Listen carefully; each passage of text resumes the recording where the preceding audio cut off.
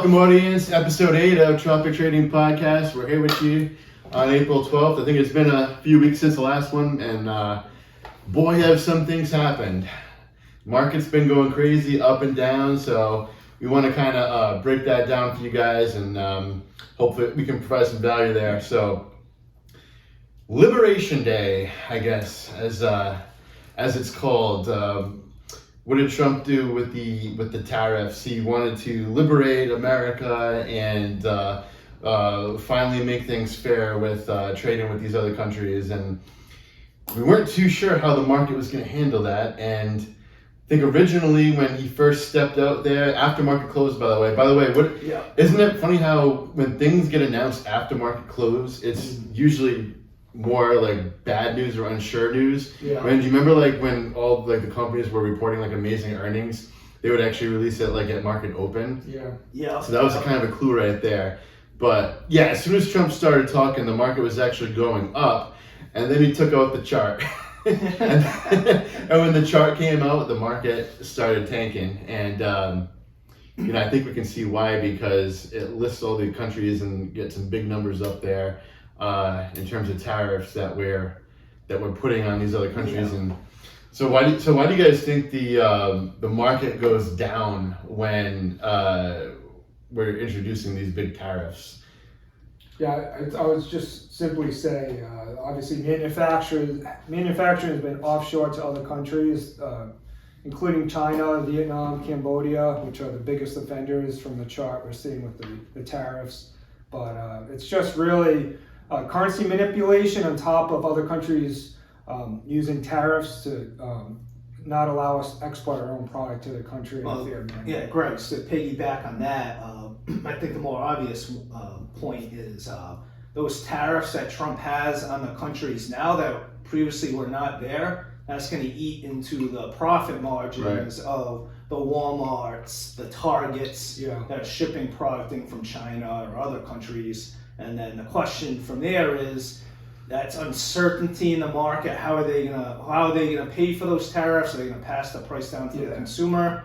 And then with that, kind of spooked the market. And then that's when you saw S&P, guys, it was down, and then went into normal day-to-day trading was down. Next day's futures are down. You had that little drive down. But my point is, I feel like the U.S. faces a $2 trillion trading deficit every year. So I think any move to leverage the U.S. and get into better financial status, it's going to be beneficial long run. Oh yeah. Even though there's a short-term loss, you can't sustain a country if you're $2 trillion trading deficit. Yeah, I think it probably could have been better managed. Like tariffs are a really effective tool that we can use, but I think maybe we should have used more of like a scalpel as opposed to like a hammer. Or maybe go one country at a time. Yeah, but that's why. But that's Trump's style. That's why Trump's giving a 90-day lag period for countries. You guys make a good point. Like I feel like it's a short-term pain for a long-term gain. Yeah. Exactly. That was my feeling the whole time.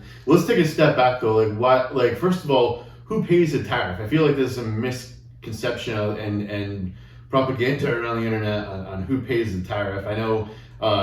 Trump says the other country pays it, and then his opponents say that you got to pay it, the consumer. In reality, I mean, effectively, it's somewhere in between, and both sides can be right at the same time, depending on different factors. So, I mean, who actually pays it? It's whoever is importing the product into America, right? Yeah. So that could be. So if your business, if you're importing a product from China or wherever, you're gonna have to pay it at the port of entry. Right. Now, can a foreign company be operating in the United States and importing products? Therefore, the foreign country's paying it directly. Absolutely, that can happen too. Yeah.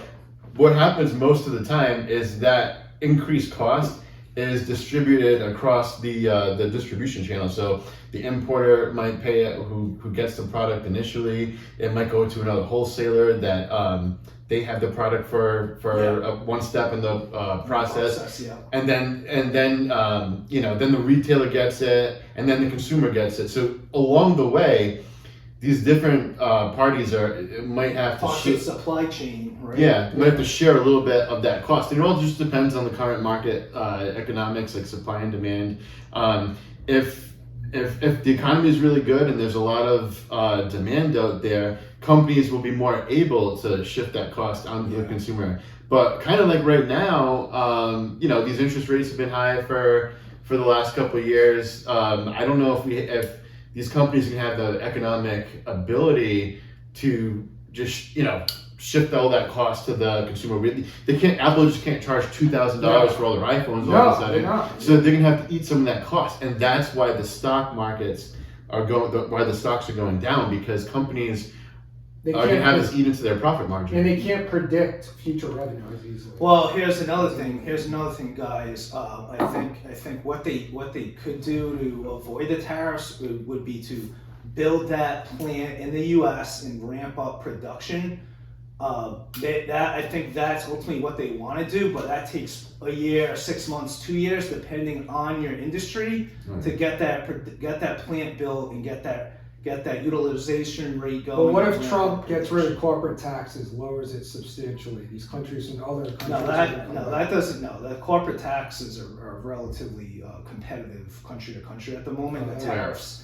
The Tax Cuts and Jobs Act helped us a lot with that. We became more competitive. Now, guys, you're talking about it, personal income tax, right? That was one of the things they were saying. That was the idea, because around these tariffs, if we can get enough income coming in, we can go back to the days. No income tax. Right, because what was it, like 1913? Before World War One? 1880s, from 1887 to 1913, there was no federal income tax. And what I forget the president's name, he got assassinated, McKinley. What William McKinley did, Bill McKinley, he had no income tax, and he funded the government via a tariff. So Europe was sending product in, Brazil at the time, but mostly probably from Europe, and we would generate revenue as a country to then pay for the government services. And actually, it was so successful that we had a slush fund of money that we eventually used to build the Panama Canal come the 1920s, which is interesting. So tariffs do work, but you've got to get the timing right and be able to ramp up in, domestic production in time to kind of make up the losses of product that can't come in domestically, but it's coming in internationally. Now, guys, I think it was supposed to be originally only for like 1 year. It was going to be to help with the war, and then the income tax was going to be temporary. Yeah, isn't that crazy? Right, and then it's like, just kidding, it's forever. But I think after 1913, it was like, ongoing. It started out as like 1%. Federal income tax. 1%. But yeah, prior to that, this country operated for like 150 years with zero income tax. Now, so that was Trump's ultimate goal here. He wanted to basically make it so anyone making under 160K, I believe was the number, wouldn't have to pay personal income tax anymore, which sounds freaking amazing. I don't know if we're going to be able to take that much income and to pull that off, but who knows? We'll see. Things have changed since those times. We have Social Security now and all these other social programs. I think you guys all saw that, what you just mentioned there was back in the 1880s, late 1880s, the size of the government was a lot smaller. So the tariffs we did bring in was paying for a government that was a lot smaller. Now, the naysayers out there like, oh, the government's so big now, like the tariffs only put a dent in the budget deficit to pay for the government. But that's an interesting say, because Trump's through DOGE is cutting the government drastically and trying to balance out that budget deficit. So I don't know if you guys know, but budget deficit is about 2 to 3 trillion a year. Trump wants to shave off 1 trillion, so instead of 3 trillion a year, it's down to 2. And then that gets baked into the overall national debt a year later. So like we'll probably be at 35 trillion in debt, but we've killed that budget deficit down from 3 trillion to 2 trillion, which is a net positive. Is that all he wants to do? Is go to three to two? I thought he would be more aggressive than that. Like go to like zero or like surplus.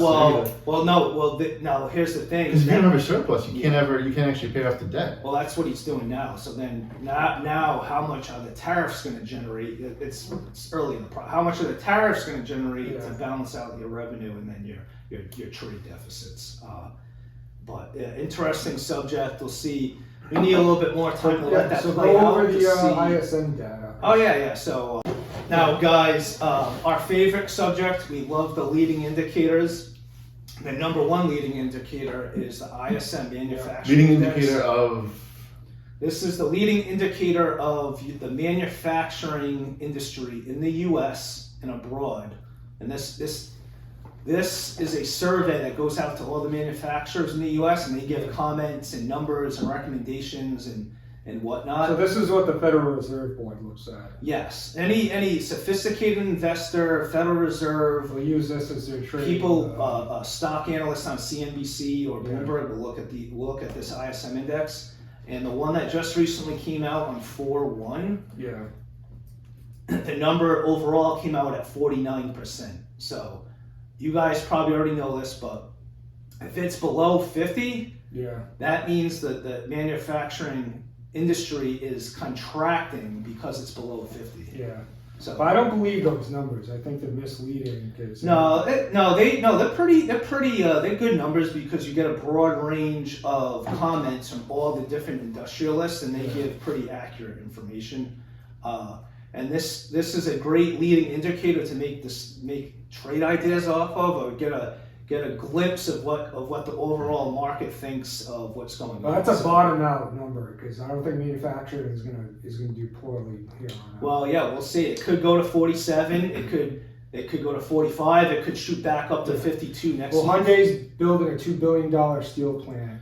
Yeah. Well, Greg, let me read off transportation equipment, which is one of the comments in the ISM. This is an interesting one. I'm going to read it verbatim here. So, acute shortages continue to impact supply chain continually. Chinese restrictions on critical minerals such as germanium have caused major shortages, resulting in all supply needed in 2025 already consumed. That's why Trump's getting into Ukraine. And not surprisingly, significant price increases as a result. Tariffs are causing minor ripples at the moment in securing supply, with purchase order terms narrowing due to uncertainties. A&D in the aerospace defense, which has been resilient, is starting to see some questionable medium to long-term demand due to the government policy. That is transportation equipment. Here's a more negative viewpoint on what the tariffs coming from the machinery industry. Business condition is deteriorating at a fast pace. Tariffs and economic uncertainty are making the current business environment challenging. Next one, this is a big industry, computer and electrical products. Guys, this is Taiwan that ships semiconductors, China, Japan. This is coming from the leading industrialists in that industry. We've got them saying customers are pulling on orders due to anxiety about continued tariffs and pricing pressures. Yeah, I can tell you my AMD stock tanked when the tariffs were going hard there.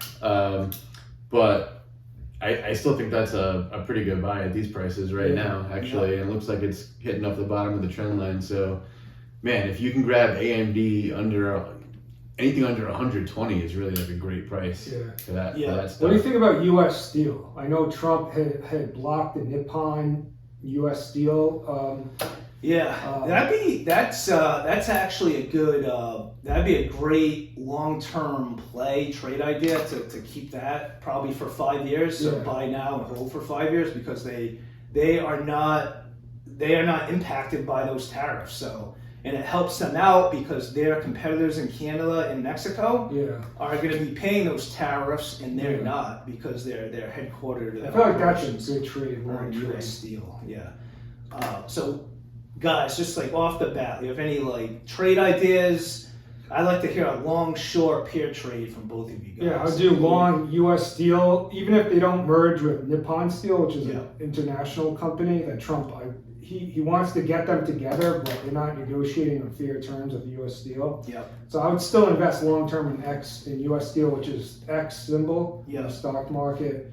And for a short, I would short a stock like Nike that refuses to build within the U.S. Apparently, the president and CEO. So you think they're heavily exposed to the tariffs? Yeah, consumer. I know it's our shoes, consumer staples. No, I mean, but there's a lot of competition, and I don't think people are willing to pay $300 for a pair of Nikes. Okay, so, James, what do you think? I don't really have too much on a short idea right now. Long, I mean, there's definitely, assuming these tariffs, work out, we make a deal and it doesn't get too crazy. I mean, AMD is a great valuation, but I think where I'm really going long right now on is Rocket Mortgage, RKT, and they've been, and it's actually a great price right now because the 10-year Treasury has been, the yields have been surging, which we could talk about that too. Is China dumping our debt as a retaliation for these tariffs? But we're in an environment right now where interest rates are set to only get better, assuming inflation stays on the downtrend, and housing market is at a standstill. So really, it's only set to improve from here.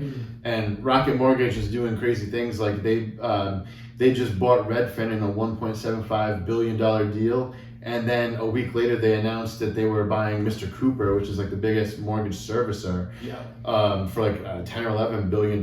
So they're becoming this conglomerate housing company all around. They'll help you find a house with Redfin. They'll get you the mortgage with their traditional Rocket services, and then they're going to service it with the Mr. Cooper business. So it's really smart idea on them to be doing this, and so that's that would definitely be my long pick. I think there's more than 100% upside at this point within the next year or two. You think you have? I think that's a good idea. Do you have a short that you have an idea on? Or you think like whether it's a sector or industry that's exposed to the tariffs that pair that along with? It's tough to really say. Honestly, I have no short right now because the market gets so beat up, especially these stocks that got hit by the tariff announcements, that they just tanked.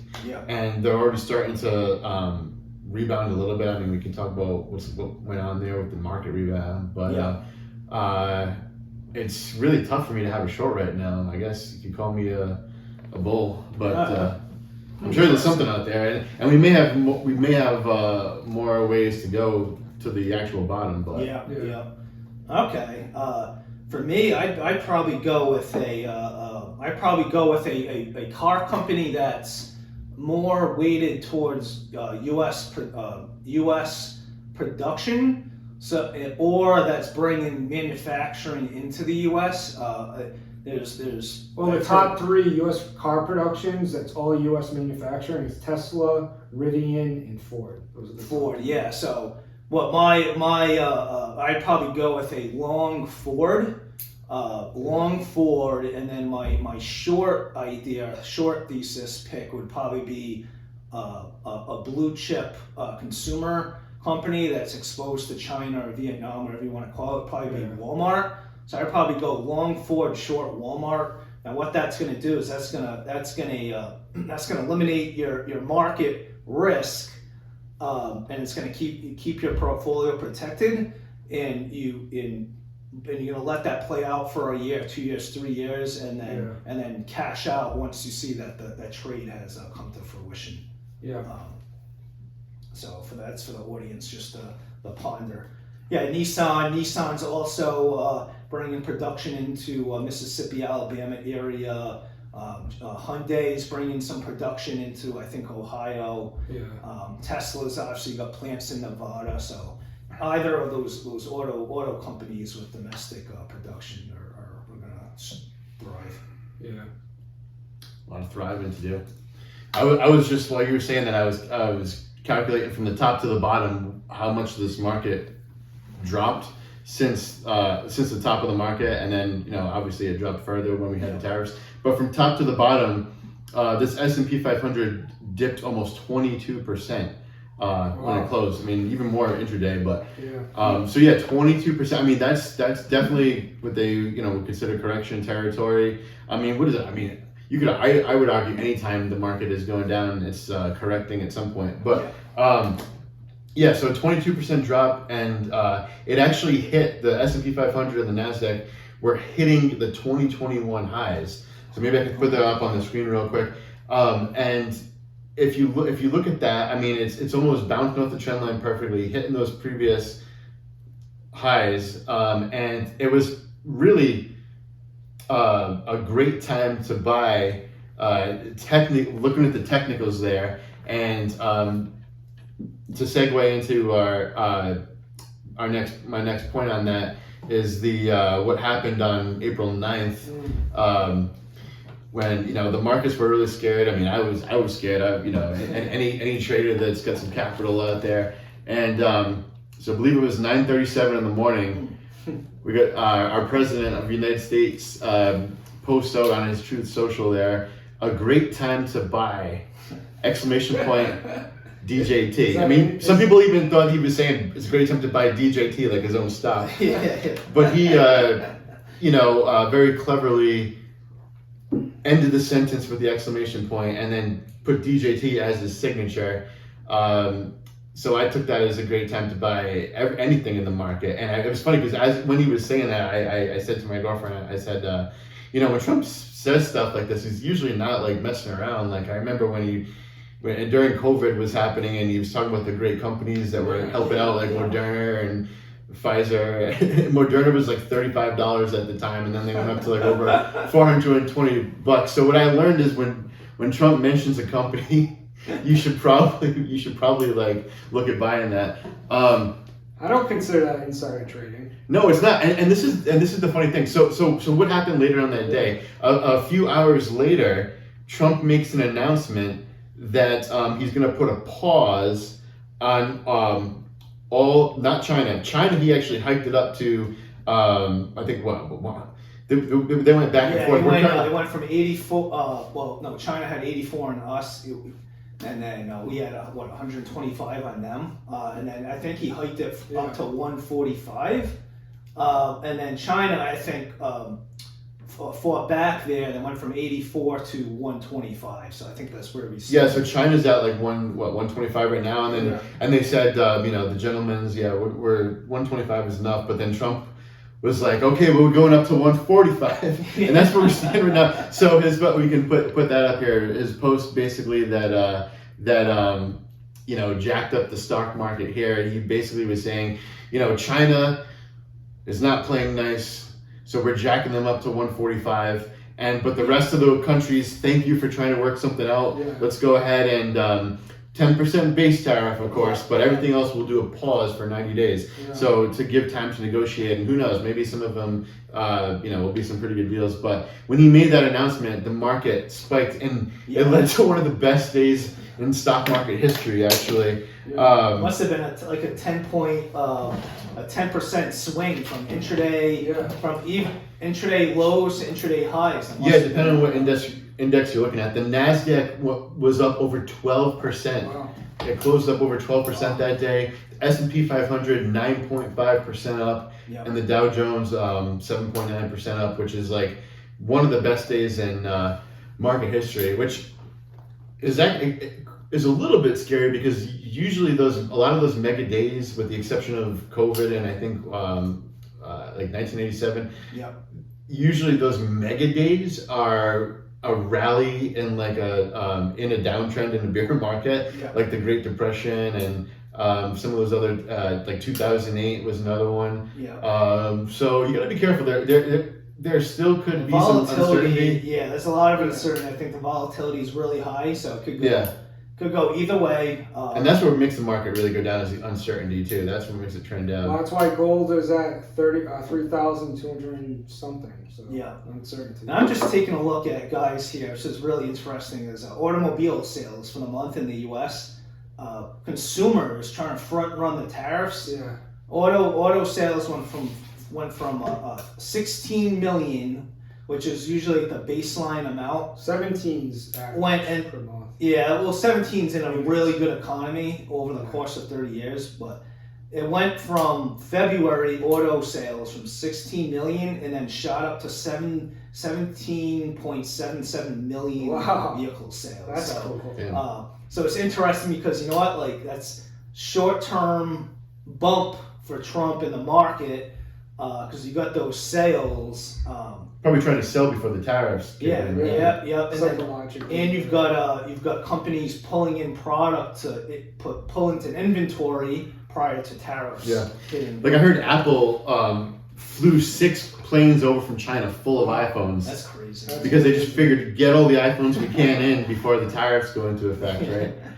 I mean, I'm optimistic that we're gonna work out a deal with China because obviously, like guys, 145% tariff, like that's crazy. No one's gonna be buying $2,000 iPhones and $500 Nikes. No. I mean, that's crazy. Yeah. I'm optimistic we're gonna make a deal with China and it'll be more fair than it was before, and which is gonna be a net positive. And I think that'll send the market back up. And then who knows if Zelensky and Putin come to a deal with the war, we're going straight to the moon. So Yeah. I'm pretty optimistic about that. Do you think a deal will be made next week with China? I would love that. I feel like Xi and Trump are both like kind of like hard ass, and so I think Xi might make him wait a little bit. I can see them both wanting to let this go on for like at least a month. Yeah. So we'll get the reports out and we'll actually see how this affected inflation, how this affected joblessness, or and everything, how much income it brought into the country. Yeah.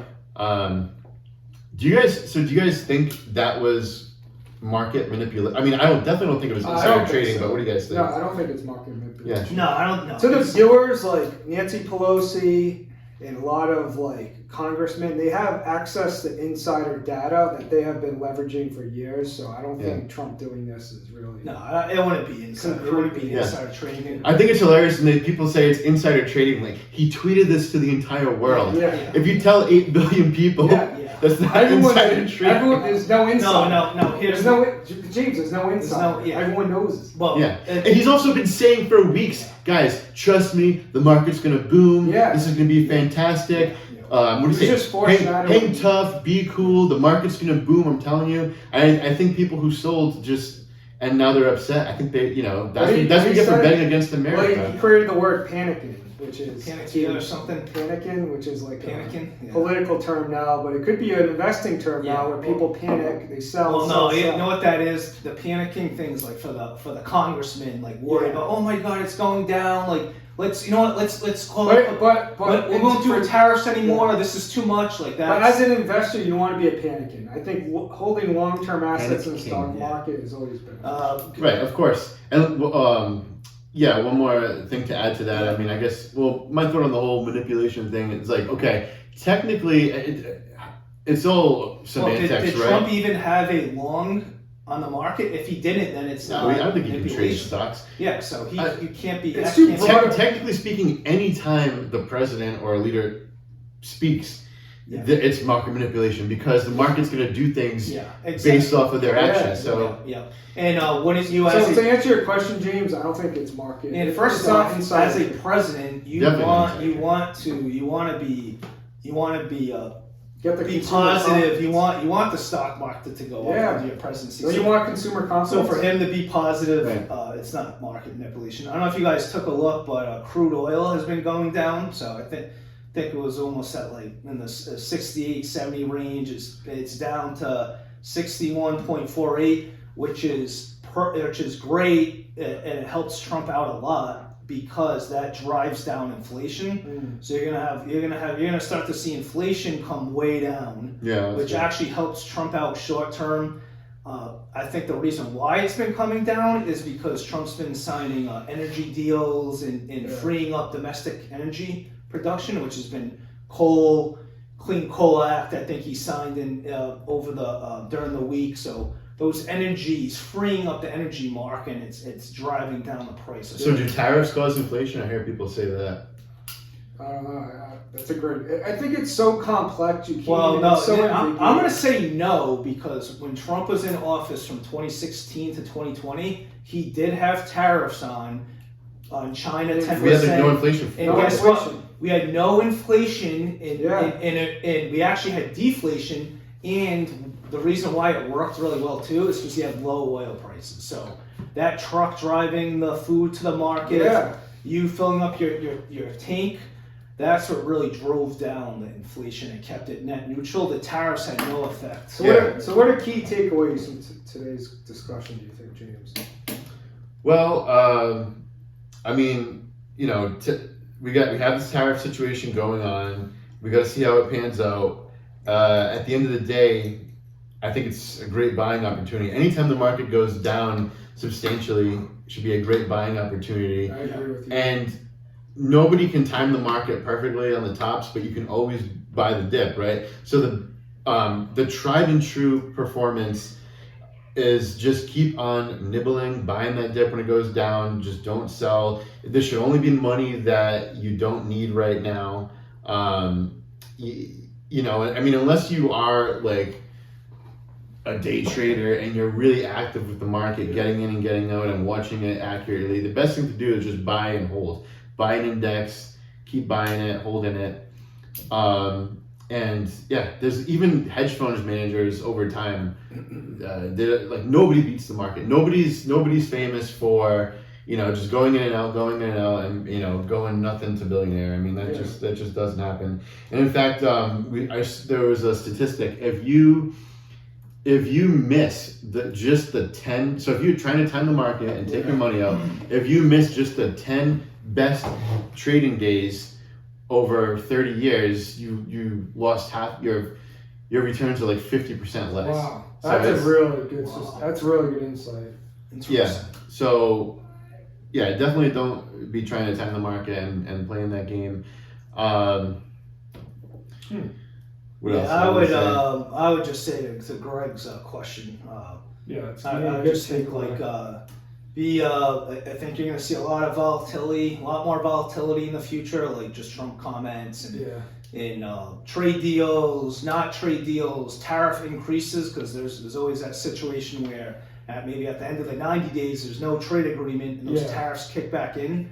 That's going to drive the NASDAQ and the S&P down. And then if you're in an industry that's affected by it more, it's going to drive those stocks down even more. So I feel like bet on America, but also be short the market or be ready for a volatile tank. Yeah, just be ready for volatility. Be ready to buy. Have some money set aside so when these downturns happen, you can jump in there. If you see the market go down 20%, you shouldn't be thinking, oh, I need to sell out and get out of here. You should be thinking, I gotta jump in. Now I'm not saying, you know, invest in these crazy maybe riskier companies that don't even have revenue or something like that. But just talking from a more broad sense of, you're talking about buying into the S&P 500, even the NASDAQ if you're feeling a little bit more risky. When these big downturns happen, guys, that's when you gotta jump in there. Yeah, and James, I think an industry that's not been tapped into at all are the anything connected to a mineral. So your iron ore, your steel companies, your more specifically gold and silver mining companies. They have not essentially went way up at the moment. They're trending up. And in a risk-on environment, that's where a lot of these mutual funds, money managers are going to divert money to, the gold miners, silver miners, and you're seeing it in the market now. Silver's at 32.20, gold is at 32.54. So when there's risk in the environment and there's a dip in the market, maybe chew on buy a Newmont or a ASM, a Vino Gold mining company in the market. So just that's my take. All right. No, those are great insights. I think that's going to conclude episode 8. We're going to provide you guys more insight in the future. And, we look forward to episode 9 and we'll talk more about guys, if you got any questions, pop them in the comments, or if you're another streamer, YouTuber, Rumbler out there, if you want to jump in and give us a call and have a little debate or whatever, feel free. Yeah, we definitely have some good stuff coming up on the channel, so Stay tuned. 1,